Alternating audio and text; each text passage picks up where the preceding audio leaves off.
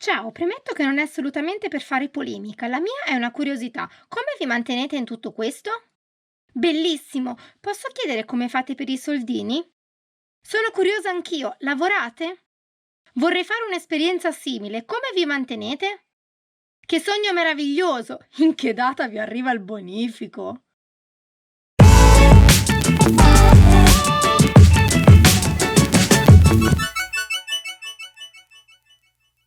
Ciao ragazzi, sono ormai 5 anni che viaggiamo a tempo pieno e abbiamo dal primo giorno condiviso con voi le nostre avventure sui social, Facebook e Instagram.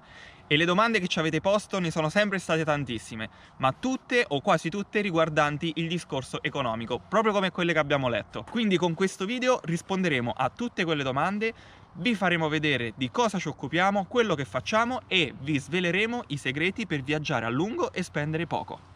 Prima di cominciare a parlare dell'argomento tanto atteso che tanto vi interessa, vogliamo ringraziare tutti quelli che ci supportano, tutti quelli che ci seguono, tutti quelli che ci fanno tantissimi complimenti. Grazie, continuate a farlo perché siete voi la nostra carica e la nostra forza. Oggi vi leggeremo alcuni dei tanti commenti che da 5 anni a questa parte ci vengono posti sulle nostre pagine social o i gruppi di viaggi. Abbiamo preso solo i più recenti perché vi assicuro che in tutti questi anni ne abbiamo ricevute a bizzeffe. Andiamo a leggerne qualcuna. Rachel scrive: stupendo, davvero, indubbiamente un sogno. Ma io quando leggo queste storie di gente che viaggia per anni, davvero e senza polemica, mi chiedo con che soldi vivono. Andiamo a leggere la seconda. Stefania scrive: ma una domanda terra terra, con i soldi come fate? Perché sia l'amore, sia l'avventura, ma potendo? Roxana scrive: che meraviglia! Mi chiedo sempre come fanno persone che fanno questa scelta a vivere a livello economico, cioè mettete soldi da parte, vi licenziate, campate di rendita, oppure lavorate nei posti in cui andate? Vittoria ci scrive: sì, bello, ma come affrontano le spese? E per concludere Giorgio ci scrive: vorrei fare un'esperienza simile, come vi mantenete? Prima di rispondere a queste domande con i nostri filmati che fra poco vedremo, vogliamo leggervi alcuni commenti di persone che non domandano affatto, ma giudicano e basta, senza nemmeno conoscere la nostra persona e il nostro modo di viaggiare. Quindi andiamo a commentarne qualcuno. Allora, Palma afferma: hanno i genitori che li mantengono finanziariamente. Palma, correva l'anno che i nostri genitori ci mantenevano, ma una domanda, ci conosciamo? Angela ci commenta: insomma, se guardiamo i due tipelli della foto avranno 20 anni, quindi devi bene avere le spalle e il culo al caldo per potertelo permettere.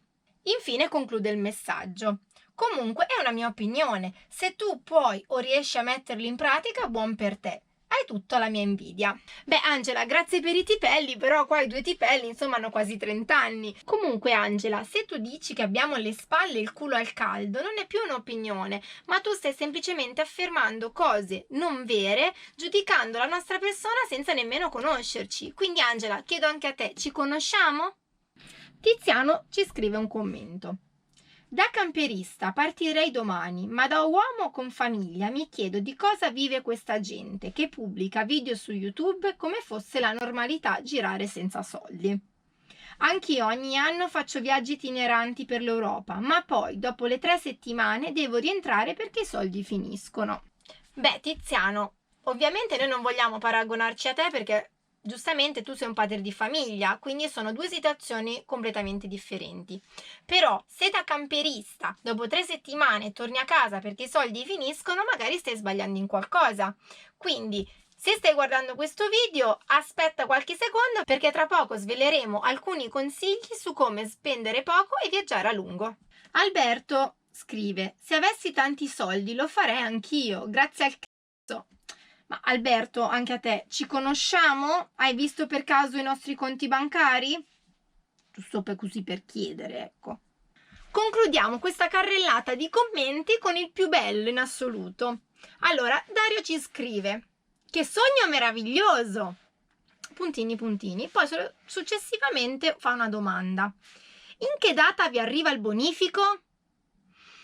Beh, Dario, se ce lo vuoi spedire, noi lo accettiamo molto volentieri, discapito tuo, ci mancherebbe. La cifra fai tu, magari aggiungi qualche zero, noi non ci fa mai male.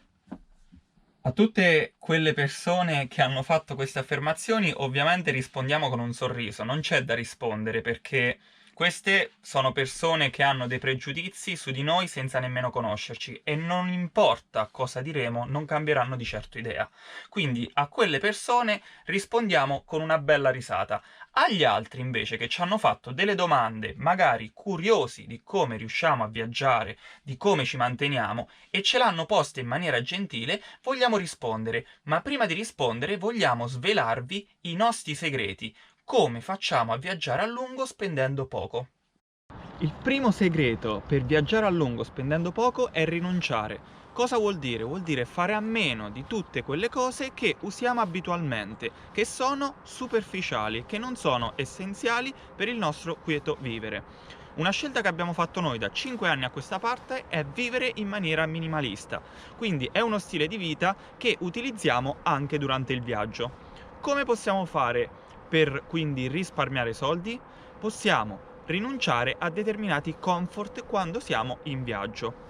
Adesso che stiamo con il furgone, ovviamente noi possiamo cucinarci e questo ci permette di risparmiare tantissimi soldi perché non abbiamo bisogno di andare a mangiare nei ristoranti. Ma questo può essere fatto anche senza camper. Per esempio, si possono scegliere ostelli oppure B&B che ti mettono a disposizione la cucina e questo, fidatevi, vi farà risparmiare tanti soldi. Anche per il dormire possiamo usare tanti accorgimenti. Uno su tutti è scegliere degli ostelli a gestione familiare, piccolini, non grandi catene, non hotel a 5 stelle, e ridurre i comfort, quelli che fanno lievitare il prezzo. Ad esempio, l'aria condizionata. L'aria condizionata di solito costa di più la stanza, piuttosto che quella con una semplice ventola. Stessa cosa, magari una camera con un bagno condiviso piuttosto che con un bagno privato. Sicuramente costerà di meno quella col bagno condiviso. Possiamo quindi usare tutte queste accortezze rinunciando a delle piccole cose per ridurre al minimo le spese durante il viaggio. Inoltre, quando ci muoviamo e dobbiamo fare brevi tragitti, possiamo, piuttosto che prendere taxi o mezzi pubblici, usare le nostre gambe e quindi eliminare anche quelle spese. Questi sono alcuni dei piccoli segreti per ridurre al minimo le spese durante il viaggio. Ce ne sarebbero tantissimi altri, ma non vogliamo annoiarvi. Questo concetto è molto importante, ancor prima di sapere il lavoro che facciamo. Vogliamo ribadirlo perché non è tanto importante il tipo di lavoro, quale titolo, ma saper sfruttare e utilizzare i soldi accumulati in qualsiasi modo e spenderli nel viaggio, perché quello che facciamo, a differenza di altre persone, dedichiamo gran parte dei soldi che salviamo con sacrificio al viaggio.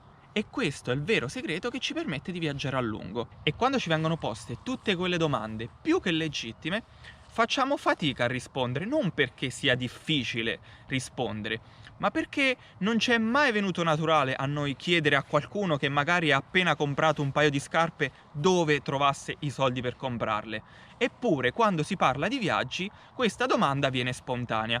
Oggi però non è un problema. Oggi vi vogliamo rispondere. Noi lo sappiamo che siete curiosi perché credete che noi siamo chissà chi, lavoriamo chissà dove, siamo laureati, abbiamo le spalle coperte, siamo ricchi. No, oggi vi facciamo vedere il nostro lavoro. Ve lo sveliamo proprio con queste clip. Andiamo.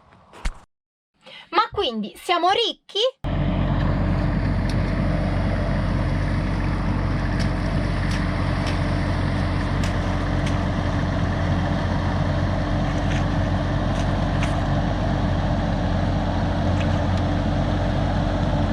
No, non siamo ricchi. Ma abbiamo le spalle coperte?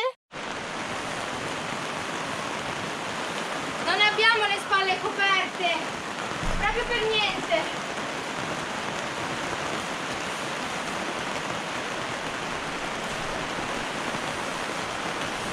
Ma quindi, che lavoro facciamo? Lavoriamo la terra! Siamo agricoltori!